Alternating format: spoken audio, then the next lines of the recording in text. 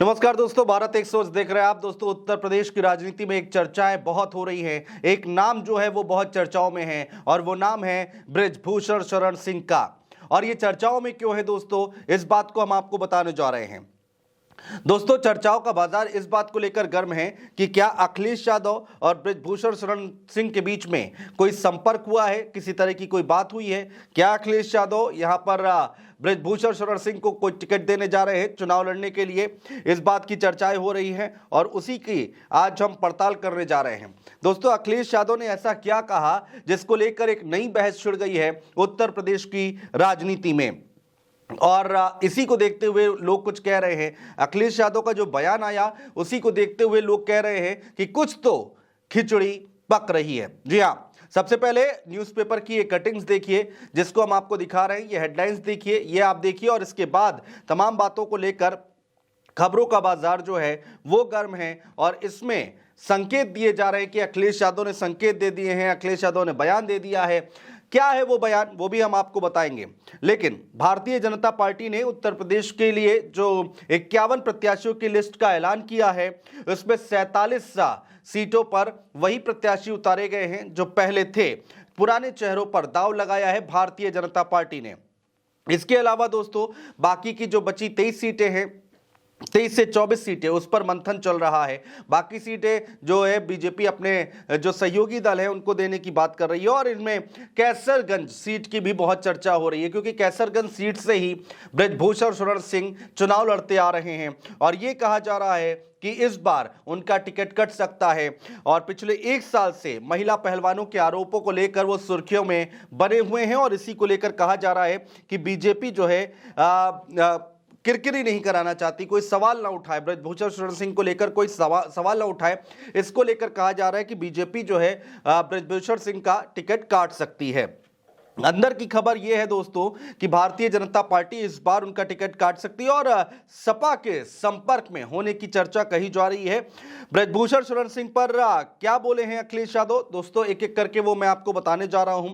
Samajwadi party अध्यक्ष अखिलेश यादव से जब पत्रकारों ने बृजभूषण शरण सिंह को लेकर सवाल किया तो उन्होंने जवाब दिया कि जिससे कई तरह के संकेत मिलने लगे हैं। अखिलेश यादव ने दोस्तों कहा कि बृजभूषण उनके संपर्क में नहीं है, ये बात तो उन्होंने कही, लेकिन ये जरूर कहा कि अगर आप कह रहे हैं तो हम उन्हें टिकट दे देंगे। कौन कह रहा था ये बात, वो भी हम आपको बताने जा रहे हैं।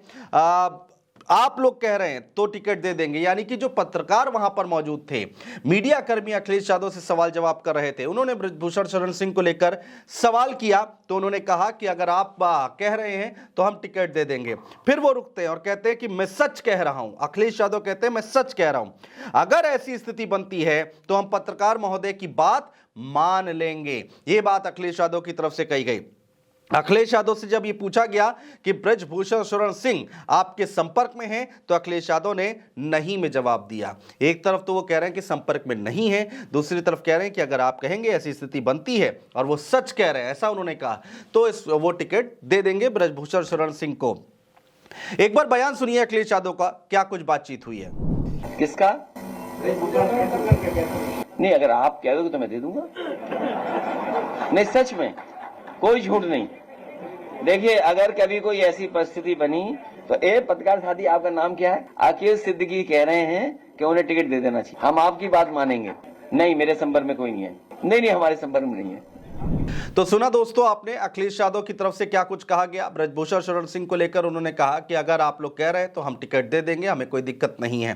तो इस बयान के बाद से ही ये कयास लगाए जाने लगे कि आखिर क्या चल रहा है, क्या पक रहा है, किसी तरह का कोई संपर्क हुआ है क्या बृजभूषण शरण सिंह में और अखिलेश यादव में। लोग ये चर्चाएं करनी शुरू कर चुके हैं। हालांकि अखिलेश यादव ने साफ कह दिया है कि कोई संपर्क नहीं हुआ है, कोई बातचीत नहीं हुई है।